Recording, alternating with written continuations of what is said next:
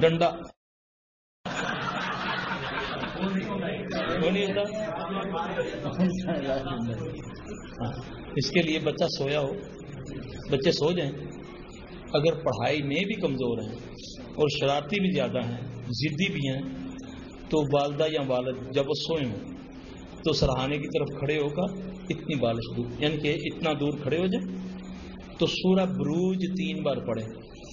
سورہ بروج سورہ طارق سے پہلے آتی ہے، ٹھیک ہے، 3 بار پڑھے. جب آخری 2 آیات پہ، یہ مجرب ہے، یہ میں آپ کو پہلے بتا دوں. جب آخری 2 آیتیں بل ہوا قرآن مجید فی لوح محفوظ، اس کو 7 بار پڑھ کے بچے کے سر سے پاؤں تک اس کو پھونک مار دے. اگر پڑھائی میں کمزور ہے تو سورہ قمر بھی 7 پڑھ دے، پھونک مار دے، تو انشاءاللہ تعالی بچہ ریموٹ کنٹرول بن جائے گا. یہ 3 بار پڑھنی ہے. اور اگر زیادہ کھانے میں بھی ضد کرتا ہے تو سبحان اللہ دی سخر لنا، ڈرائیونگ کرنے کی جو دعا ہے سواری کی، وہ ماں پڑھتی جائے اور کھانا تیار کرتی جائے اور دیتی جائے تو انشاءاللہ بچے قابو، بلکہ میاں بھی قابو آ جائے گا انشاءاللہ. ہاں پکاتے ہوئے بھی، ہاں میاں ذرا اسپیکر میں کہہ دیں، میاں بھی قابو آ جائے گا انشاءاللہ.